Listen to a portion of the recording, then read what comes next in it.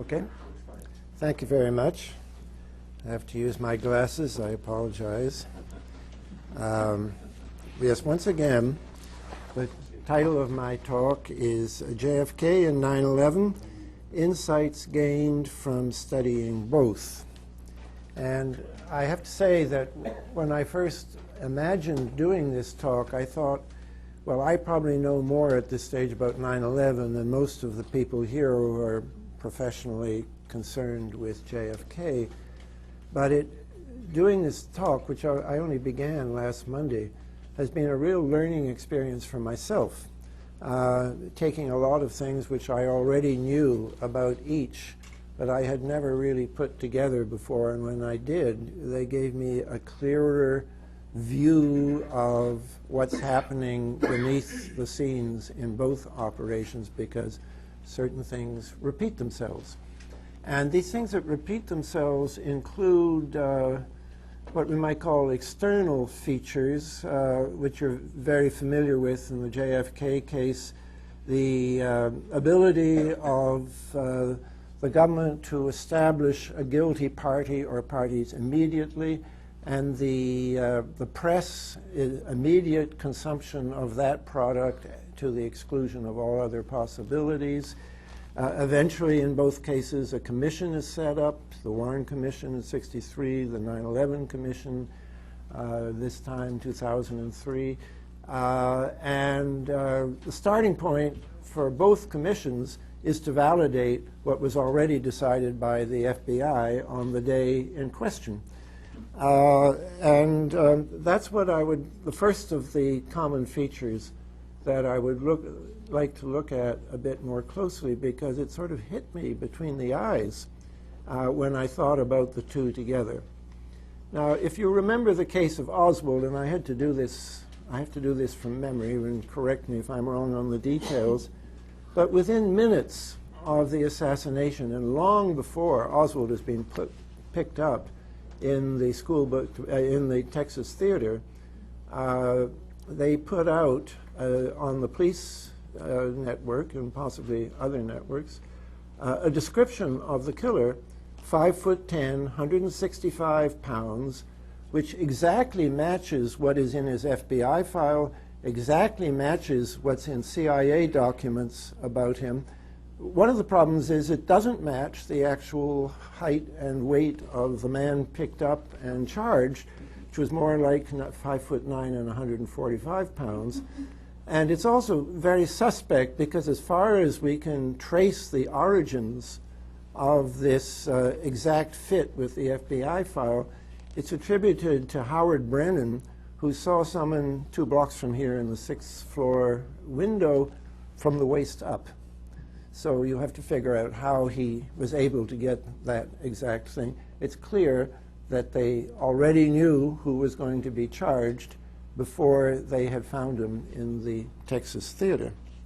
Now, the parallel to that in 9/11 is, I have to say, even more astounding, because Richard Clarke, who is the director of counterterrorism activities in the White House and a very important eyewitness, in his book, Against All Enemies, almost totally ignored by the 9/11 Commission, and it had to be ignored because what he says is at odds in many, many important respects, some of which I'll come back to, with what the 9/11 report says. But he tells us that at 9:59 a.m. on September the 11th, which is the time when the second tower collapses, North Tower, the FBI already had the names of 18 of the 19 hijackers. And this is extraordinary in the first place because the FBI always says about itself that it doesn't do much intelligence in the field of terrorism. Its specialty was criminal investigations afterwards. They had all these names, including 3 of the 4 hijackers on Flight 93. Well, at 9:59 a.m., Flight 93 had not yet crashed. And even more astonishingly, if we believe the 9/11 report, which of course, on this point, I do not believe the 9/11 report, but it tells us solemnly that NORAD, who was searching for the hijacked planes, wasn't aware that Flight 93 had been hijacked until 10:08, which is 9 minutes after the FBI already has 3 of the 4 names of the hijackers on the plane. So it's worth thinking about that for a moment, the 2 events together, and then the other things that we know about, how always the identity of the person who is going ultimately to be identified as the culprit is established at the very beginning. Sirhan, the bag with the gun which identifies James Earl Ray. It isn't investigative work after the assassination that finds these people. It's just following up on what is already there from the very beginning. And as I say, that is the first thing that strikes my mind about the similarities between the 2 events. And then we come to what I would call internal continuities of content. And, you know, historically, I was first drawn to this because when the news of the Watergate break-in was in the New York Times on June the 17th, 1972, what I remember quite vividly, there was Frank Sturgis, alias Frank Fiorini, that I had already written about in the Dallas conspiracy a year before because of his role in perpetrating false Oswald stories, what I now call Phase 1 Oswald stories, linking him falsely to Cuba. And I could go on and on about that, but I just want to say that in the new paperback edition of Lamar Waldron's book, Ultimate Sacrifice, we find validation of a very old story that Hunt and McCord, whom we may loosely call two of the Watergate burglars, and certainly the 2 who were controlling the fate of the rest, worked together in 1963. This was an old charge which was more or less forgotten, but is revived in this book, and in my mind, credibly. I just put myself on record that I was not impressed with the hardback edition of Ultimate Sacrifice. I've only really in this week begun to read the paperback edition, and I have my issues with a lot of the things in there, but I'm convinced that it has to be taken seriously, and that whether or not he's right in his central thesis, he is right in a lot of the supportive detail that he's gathered for it, and it has the advantage of being a very thoroughly documented book. The quality of the documentation goes up and down, but there is a great deal of it.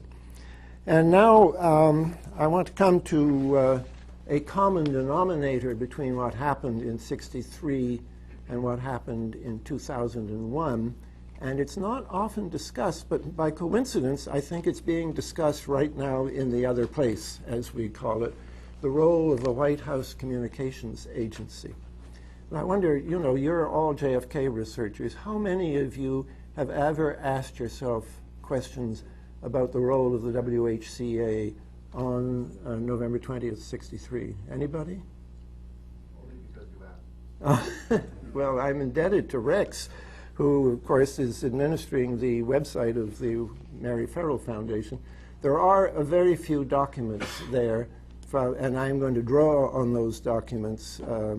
This is what's so wonderful about the Mary Ferrell Foundation. You never need to go to the National Archives again. You just, a few touches of the finger on your keyboard, and you get these things.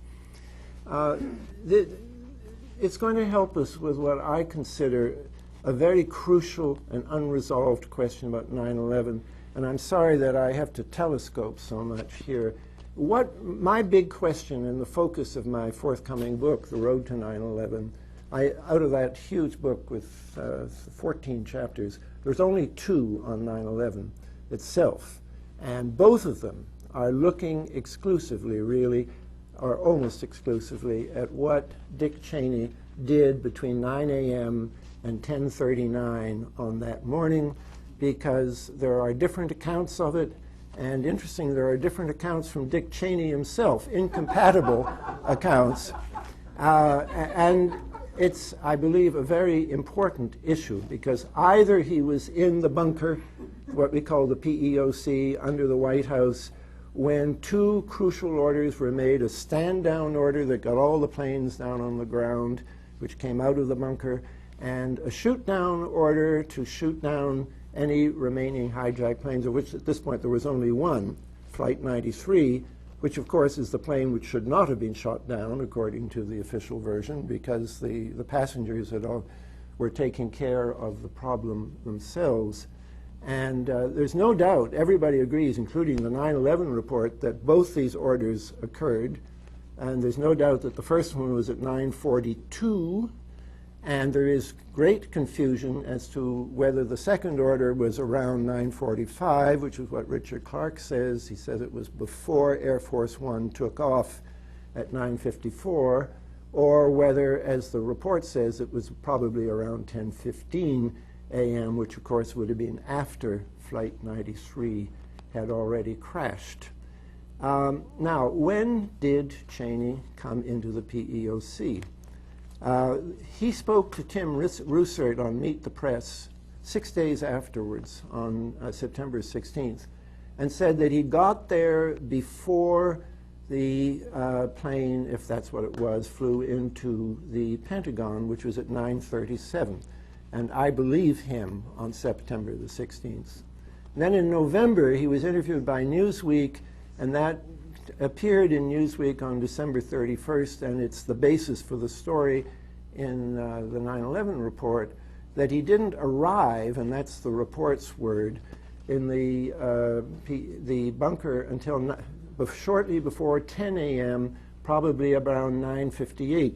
You'll notice that if that's the case, then he was not present for either order, although we have many sources who say that he was there for the first, and the only coherent reading of Richard Clark's book is that he transmitted to Clark the shoot-down order sometime before 9:54. What I think happened, and this is where we're going to get back to JFK, is that Cheney did indeed arrive quite early in the bunker, as Norman Mineta, who was also there, testified, with a very interesting story I can't get into here.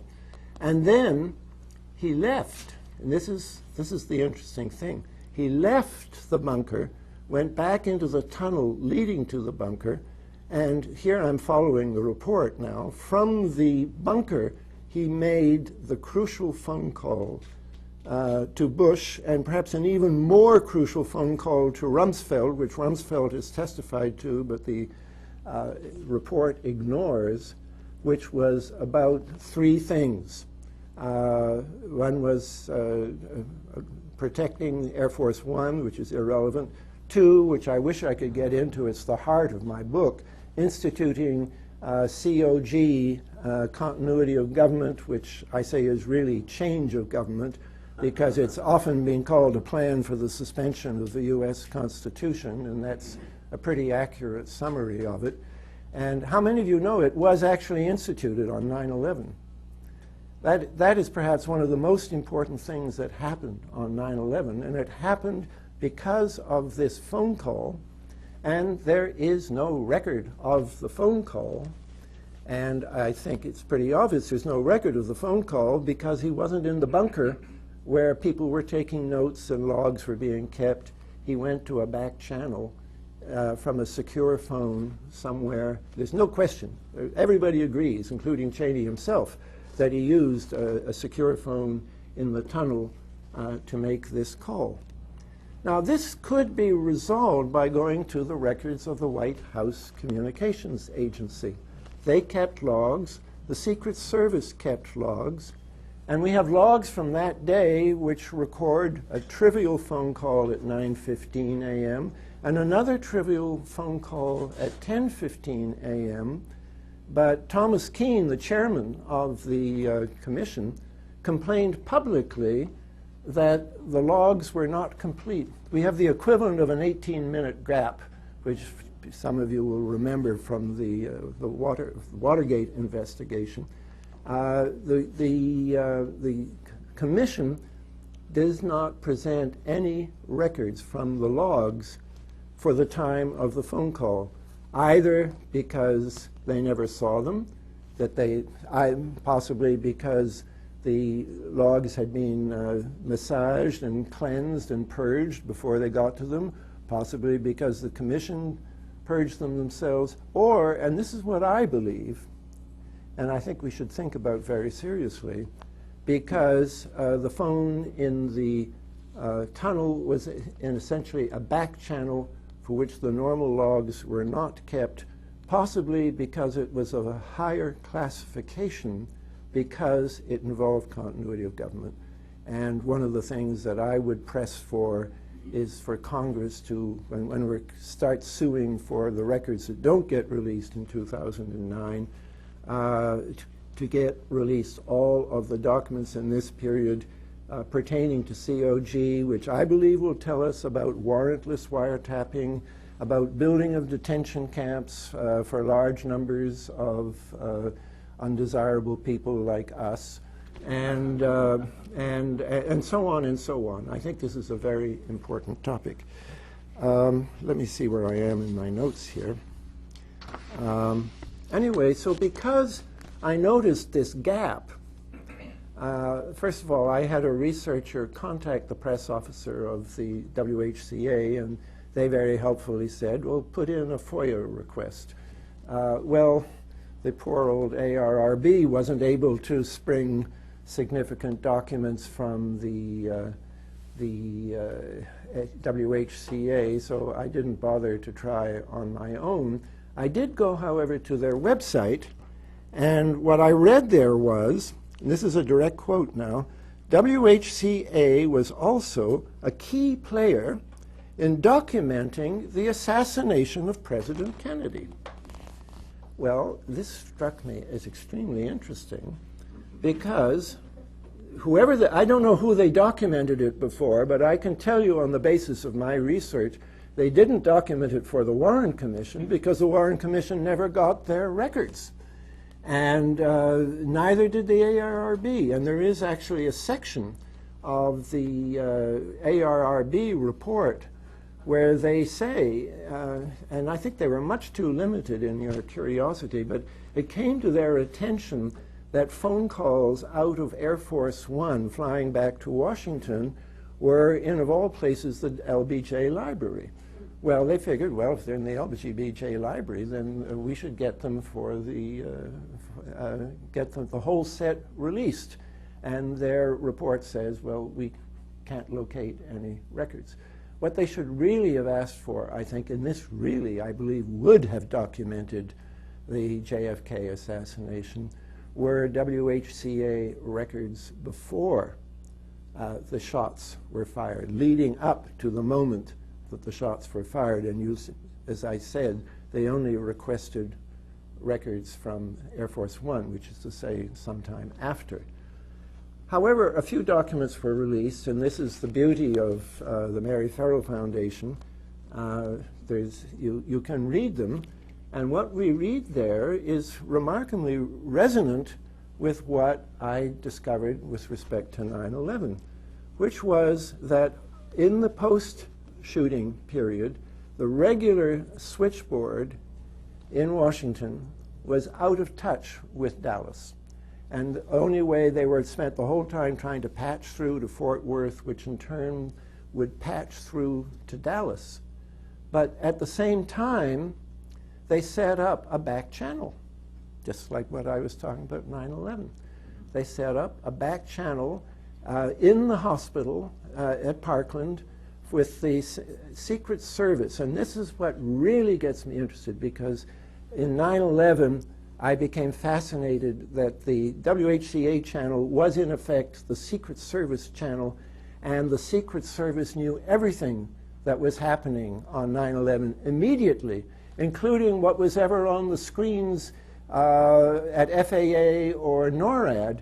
That information was going directly and immediately to the Secret Service, and therefore, of course, to Cheney, who had a Secret Service agent with him.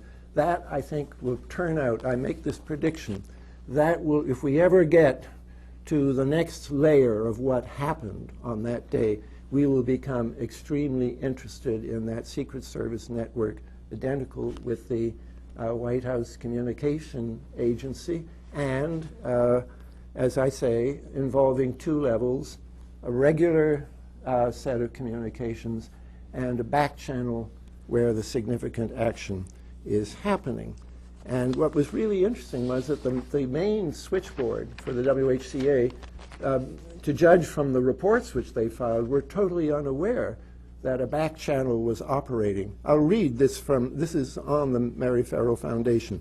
Direct communication set up immediately, direct, between agent directly outside of emergency room, that's at Parkland, and Mr. Bain, the special agent in charge of the White House Secret Service detail. So it wasn't even a back channel back to the WHCA. It was to the head of the Secret Service detail in his office in Washington, which became the Washington Command Post and Clearinghouse. Now, what do we know about what's happening in that command post on that day? Almost nothing. But what I learned from 9/11 is that is where we should look to learn more about JFK. And I think that potentially, and here I'm only speculating, that if we ever got to the pre-shots things, it would explain why Winston Lawson, for example, stopped where, right in front of the school book depository, where a man was having a so-called epileptic fit, which led to the Dallas police ordering that a direct pathway be opened to Parkland Hospital, so that when the shooting of the president occurred, the president's car was like a pea in a pea shooter. There was only one place it could go, which was to Parkland, all arranged because of the closing of exit roads on the freeway so that the epileptic could arrive. And those of you who know the story, the man who, when he got there, he got off the stretcher and said, "I feel fine, I didn't really have an epileptic fit at all." He had changed history or affected history, but he hadn't had a fit. Now, I've got 2 or maybe 3 more. Are you persuaded, by the way, so far that it is worth looking at the 2 together so that you get... All right, here's a broader one, which many of you say, oh, there he goes again, as on the question of drugs.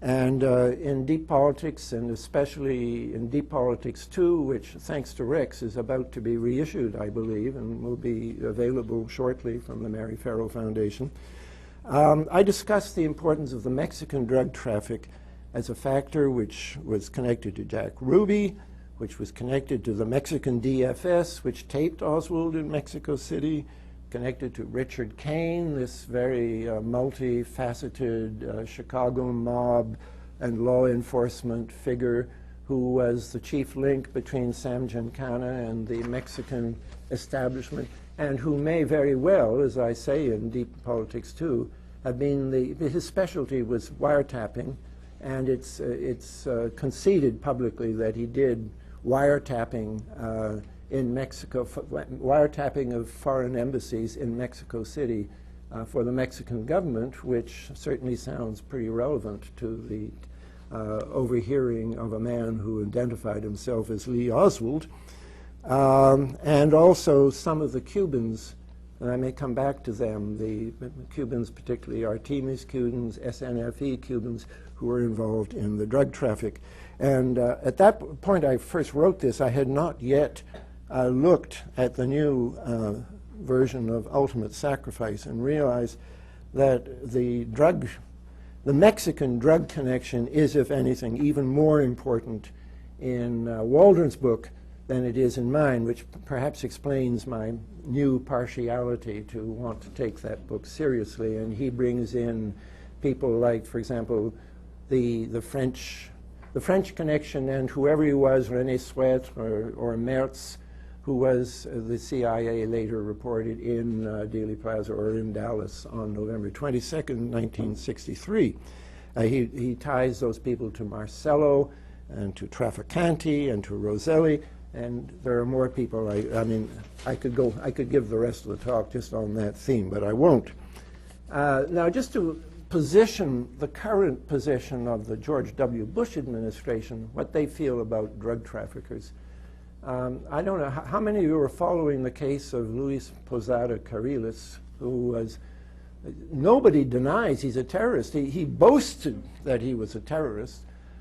He is not quite admitting to having blown up a Cuban airliner in 1976, but he is very proud of having arranged raids on Cuban resorts in 1998, which resulted in the death of a tourist. He actually had interviews with an American journalist to try and draw publicity to this fact, because he said, what's the point of killing tourists if nobody knows the tourist traffic is going to continue? And then, of course, he was ultimately picked up for trying to assassinate Castro in Panama in the year 2000. Well, we know how tolerant the Reagan-Bush 1 administration was towards him, because Bush Sr. arranged for Felix Rodriguez to be running the Ilopango base in El Salvador, and Rodriguez turned around and gave a job to Luis Posada Carriles, who was still wanted for these crimes but was now on the run. And then when that all closed down in the 1990s, and here I'm quoting from a Mexican journal called Por Esto, Posada Carriles was protected in Guatemala, Belize, and Mexico by narco-traffickers in the Central American cartel headed by Otto Herrera Garcia, an associate of the major Mexican trafficker Ismael Zambada. And the State Department website says of Otto Herrera Garcia, in 2001 alone, his organization moved approximately 12 metric tons of cocaine and may have the ability to smuggle as much as 2 tons of cocaine into the United States each month. Well, you might think that at this point Posada Carriles would be in the bad graces of the American government. No.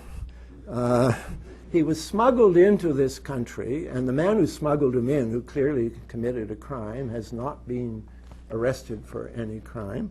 And Posada, when he again drew attention to himself, got himself detained, and he wants asylum. And I think he's going to get it, because the U.S. government has either to extradite him, which I guarantee they won't do, or prosecute him or release him. And in fact, at this point, the clock is ticking. They have 3 months or less now to decide what to do with him. Well, the reason they can't prosecute him is that when he came back, the FBI at that moment in Miami decided not to prosecute him and destroyed all of the Posada Carriles files. And the man who did this is a Cuban American whose father came out of that exile network where they all knew each other and protected each other. So that kind of protection lives into this generation. And I just have to say, because I'm in such a burn about this, that Orlando Bosch, who was a co-conspirator in the blowing up of the plane and was able to pay for an acquittal in Latin America, came back without a record, was sponsored for U.S. citizenship and obtained it, sponsored by Jeb Bush. And then shortly before, and this gives me even more of a burn, shortly before the 9/11 occurred, the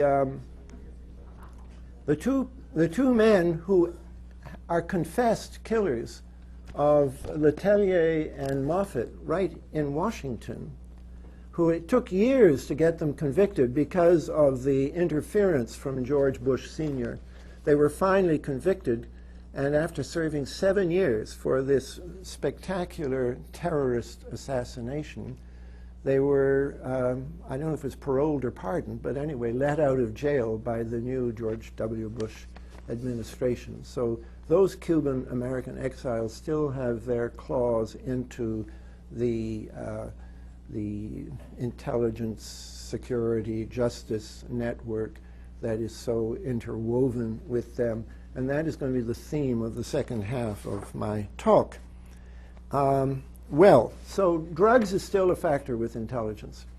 And the question is, now that we're facing Al-Qaeda, what is the relationship of Al-Qaeda to drugs? And is it similar to what I think drugs was being a factor in the background of the John F. Kennedy assassination? Well, there are two takes on this.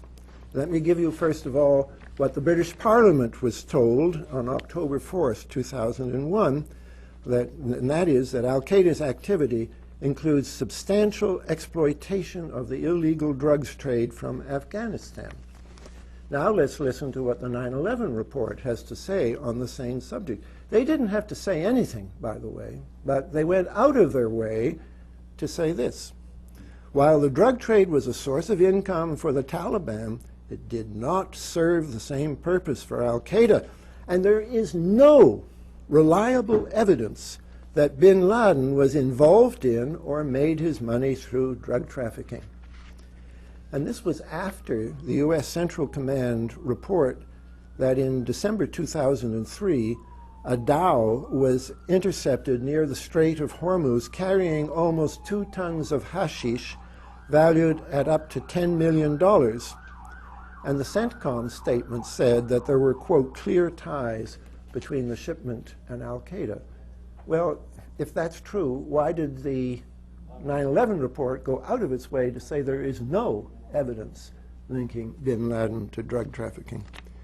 I want to close on this part of my talk with the allegations of Sibel Edmonds, and unfortunately we don't really know what they are because she's under a gag order that for reasons of state she's not allowed to tell the public what she told the FBI, which resulted, she was a whistleblower who naively did what a whistleblower should do in the name of protecting the American public order and got fired for it, and she is still fighting to appeal her case.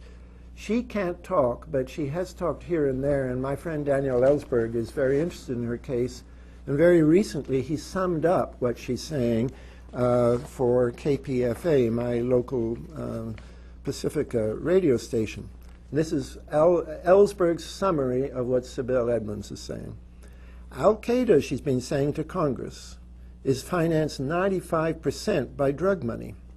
Drug traffic to which the U.S. government shows a blind eye has been ignoring because it very heavily involves allies and assets of ours such as Turkey, Kyrgyzstan, Tajikistan, Pakistan, Afghanistan, all the stands in a drug traffic where the opium originates in Afghanistan, is processed in Turkey, and delivered to Europe, where it furnishes 96% of Europe's heroin by Albanians, either in Albania or Kosovo, Albanian Muslims in Kosovo, basically the KLA, the Kosovo Liberation Army, which we backed heavily in that episode at the end of the century.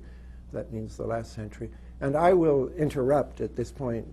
My book, I'm sure, I think I quite adequately document, A, that the KLA was deeply involved, or its leaders, deeply involved in drug trafficking, and have used the NATO intervention as a way to consolidate a drug route through Kosovo, and B, that they were very heavily involved with Al-Qaeda, and that Zawahiri's brother came to organize KLA things, and Zawahiri himself may have come to Kosovo to organize them, at the same time that some of the key leaders were allied with American PMCs, private military corporations, notably DynCorp.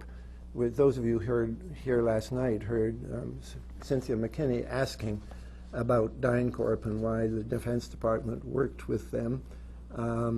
There are war crimes attributable to KLA leaders who, in Croatia, when they were working hand in glove with DynCorp. And then Dan goes on to say, and I'm cutting out a great deal that's relevant, Sibel says that suitcases of cash have been delivered to the Speaker of the House, Dennis Hastert, at his home near Chicago from Turkish sources, knowing that a lot of that is drug money. Well, these are very serious charges, and they aired to some extent in Vanity Fair. And they're so important that, of course, the media, predictably, ignored them. And I'm drawing attention to what she said now, not because I consider that what she's saying has been proven, but because I believe these charges are very serious and not just pertinent to 9/11 alone, but to the whole fabric of how this country is run. And I consider this a top priority for testing the honesty and credibility of the new Democratic leadership in Congress. Will they pursue these matters? And I hope that by hook or by crook you will try and put pressure on the new Democratic Congress to deal with these matters so that we get a proper investigation of them for the first time. And I just close this section by saying that whatever the details and whatever the extent of the situation she's describing, and it's not just her, by the way. There was another witness, Indira Singh, who was talking at a 9/11 conference up in Canada, and she said, I'm not going to go into the drug aspects of things because I was told that would be the death of me if I went into that. But this is a woman who has nothing to do with Sibel Edmonds, but alluded to the same problem in the background of 9/11. And we need to know more about that. And I suspect that whatever the situation is, it's something which goes back at least as far as 1963 and would then explain the same background for the Kennedy assassination. The most important thing I want to, this is all preliminary stuff. Now I get to the real stuff. Double agents. In Deep Politics, I explored at some length the possibility that Lee Harvey Oswald was, as Sylvia Odio had heard, a possible, and this is a quote, double agent trying to infiltrate the Dallas Cuban refugee group. And I went back and looked in what I had to say about this in Deep Politics, and I must say, in the light of 9/11, it blew my mind. I'm going to read from my own book, something I'd forgotten. The preceding chapter considered the possibility that Oswald associated with anti-Kennedy Cubans in order to investigate them on behalf of a federal agency. But we saw it alleged that Oswald was a double agent collaborating with some of these groups, either, as I suspect, because he or his handlers shared their goals, let's say their anti-Kennedy goals, or possibly because he or his handlers had been turned by those they were supposed to investigate. Such a possibility was particularly likely with targets like Alpha 66, about which the government itself was conflicted of two minds. And if you remember that Alpha 66 in early 1963 conducted a series of raids, not just against Cuba, but against Soviet ships in Cuba.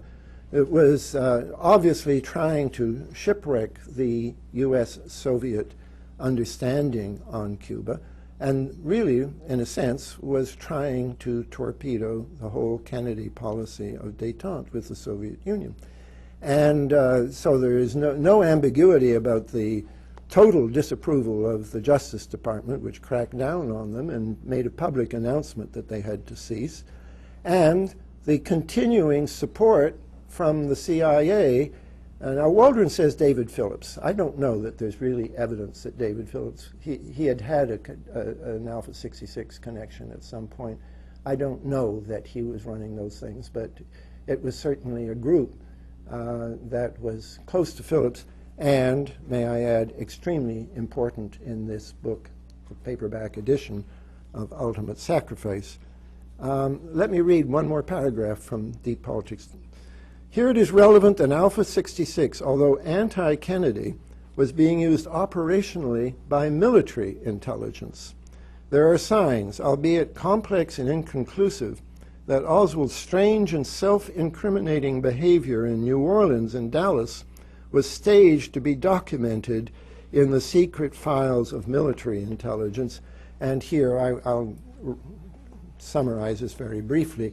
I go into the way he volunteers, he asks for an FBI agent. Since this is an experiment we could all think, if we get ourselves arrested for an FBI, for a misdemeanor, and then say, we'd like the FBI to come and interview us, which is what Oswald said. How many of us are going to get an FBI agent to come down on a Saturday morning and talk to us? Well, anyway, Oswald had no problem in doing this. He then later talked to somebody in the police, and in both times he was talking about A.J. Heidel, and in both cases that information ended up somehow via the FBI agent with Army intelligence, via the police captain Martello with naval intelligence. So Oswald was enriching the files on himself in a way which would lead to his death in Dallas in November 1963.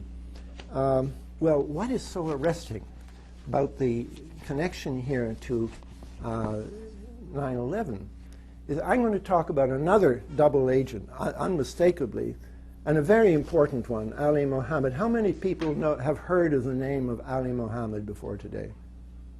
Almost nobody. Well, listen to this, because this is real stuff. It's important stuff. There's quite a lot about him now on my website because I've been speaking about him. It is striking that he was undeniably working with U.S. Army Special Forces, working with the CIA, almost certainly admitted to this country on a CIA visa, and in the last years certainly working with the FBI. He was actually detained in Canada by the RCMP, and he said, phone this number and you'll release me. And he phoned the West Coast office, the San Francisco office of the FBI, and sure enough, they released him immediately. And that meant he was able to go to Kenya, photograph the Kenyan embassy, deliver the photographs personally to Osama bin Laden, who said, put the truck here, said that to Ali Mohammed. And there's this new book just out. In fact, it arrived in my home the day before I caught a plane to come to Dallas, so I haven't had a very good read of it yet, but I've been following Peter Lance's. The book is Peter Lance's book, Triple Cross, and it says how bin Laden's master spy, that's Ali Mohammed, penetrated the CIA, the Green Berets, and the FBI, and why Patrick Fitzgerald failed to stop him. A very interesting story of which I have, as I say, quite a lot on my website. But what is particularly important here is that he has been protected not just under the George W. Bush administration, but from as early as 1990, when the FBI SOG, Special Operations Group in New York, photographed him training terrorists in terrorist activities, sharpshooting, etc. I'm going to name the names of some of his disciples and remember them for 60 seconds, and then you can forget them. Abu Nosair, who went on to murder Meir Kahan, the Jewish racist, almost immediately, trained in sharpshooting by Ali Mohammed. Abu Halima and Salameh, who went on to participate in the first World Trade Center bombing in 1993.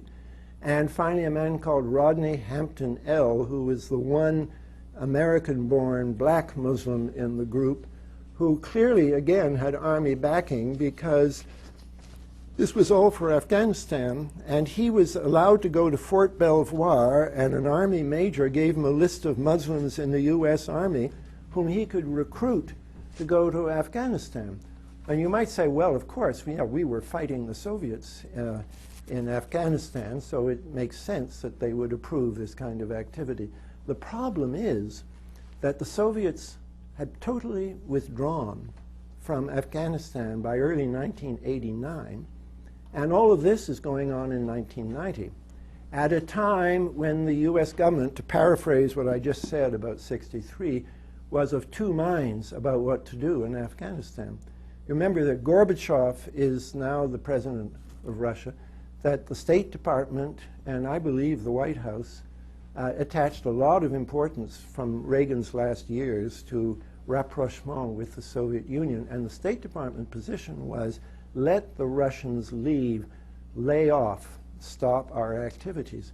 The man they left in charge of Kabul, I think his name is Burhanuddin Rabbani, he said publicly, you may not like me in the West, but I'm the best you're going to get. And if you get rid of me, you're going to end up with a government of drug traffickers, which is essentially what we now have de facto in Afghanistan. And his prediction was entirely correct. The CIA was way off base here, with the support, obviously, of the U.S. Army. They were backing Gulbuddin Hekmatyar, who some people have called the leading heroin trafficker in the world, to get rid of this secular, anti-Islamist government in Kabul, which we would, I think, pay an awful lot of money to get back at this stage as preferable to what we have. So this was a conflicted program, and the fact that Ali Mohammed was doing it earned him high-level protection. There's so much I'm not telling you about how he was actually flying to Afghanistan and fighting while he was on the U.S. Army payroll, which is a definite no-no, and his commanding officer didn't like it, but there was nothing he could do about it because Ali Mohammed was being directed by another agency, and we can only guess what that other agency would have been. Anyway, a new book by Peter Lance confirms that Ali Mohammed, one of al-Qaeda's top trainers in terrorism, yes, top trainers in terrorism, including top training in hijacking, how to bring on box cutters, where to sit in the plane. And that's not against the Soviets, because you couldn't hijack a Soviet plane. There were no civilians ever got on Soviet planes in Afghanistan. So he was a top trainer. He was an operative for the FBI, the CIA, and the Army. And in my book, I write that in 1990, his trainees the U.S. were helping Army and CIA support the drug trafficker Hekmatyar in Afghanistan, even after the USSR withdrew. So back in 1990, the FBI knew these people were involved in conspiratorial activity, and I say they photographed, they videotaped Muhammad Ali training these people. And yet, when shortly afterwards, very shortly afterwards, Nosair went out and shot Mahir Khan, and because of his own lack of cool, ended up being shot himself and arrested. The police and the FBI told the public that he was, and you've heard this kind of language before, a lone deranged gunman who, and this is the FBI speaking, acted alone. Now here you have somebody who's part of a tolerated conspiracy, and when it accidentally goes public, because I don't think they anticipated the killing of Kahana, but they had to respond to it, that is their response. And at the time, first of all, they knew he wasn't acting alone because they had film of him training with all these other people. Now, Mohammed's trainees in America were all members of the Al-Kifa Center in Brooklyn, which served as the main American recruiting center for the Maktab al-Khidimat, the services center network that after the Afghan war became known as Al-Qaeda. We could roughly say this was the first, it has been said in print, the first Al-Qaeda crime in America was the murder of Mahir Khan. The Al-Kifa Center was headed in 1990 by the blind Egyptian Sheikh Omar Abdul Rahman, who, like Ali Mohammed, had been admitted to the United States on a CIA visa despite being on a State Department watch list. And as he had done earlier in Egypt, the Sheikh issued a fatwa in America that permitted his followers to rob banks and kill Jews. Now, in November 1990, 3 of the trainees conspired together to kill Mahir Khan. The actual killer, El-Sayed Nosair, was caught by accident almost immediately, and by luck, the police soon found his 2 co-conspirators, Mahmoud Abu Halima and Mohammed Salame, waiting at Nosair's house. So they had the other 2 conspirators, and this is also what they found in Nosair's house, and I'm quoting here. There were formulas for bomb making, 1,440 rounds of ammunition, manuals from the John F. Kennedy Special Warfare Center at Fort Bragg, marked top secret for training. May I say that those manuals, is no doubt, were supplied by Ali Mohammed, the double agent, and became the basis for the Al-Qaeda terrorist manual, which was mostly written by the double agent Ali Mohammed. The police found maps and drawings of New York City landmarks like the Statue of Liberty, Times Square, and the World Trade Center. The 47 boxes of evidence they collected also included the collected sermons of blind Sheikh Omar, in which he exhorted his followers to, quote, destroy the edifices of capitalism. So all three, Nosair, Abu Halima, and Salameh, had been trained by Ali Mohammed.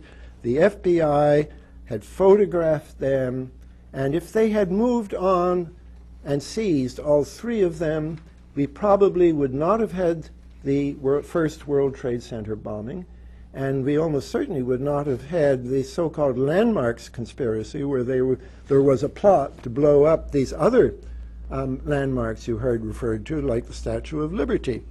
And yet, only hours after the killing, Joseph Borelli, chief of NYPD detectives, struck a familiar American note and pronounced Nosair a, quote, lone, deranged gunman. And sometime later, he actually told the press, and this is the real giveaway, there was nothing at Nosair's house, nothing at Nosair's house that would stir your imagination. Nothing has transpired that changes our opinion that he acted alone. So that if 47 boxes of incriminating evidence is remembered by this man as nothing, it's either that he has an astonishingly bad memory, or that this is how the U.S. Law enforcement system treats people who are marginally attached to intelligence operations, covert operations, even controversial operations which are opposed by major elements of the U.S. government. Now, Borelli himself was not acting alone in this matter. His position was also that of the FBI, who said they too believed, quote, that Mr. Nosair had acted alone in shooting Rabbi Kahane.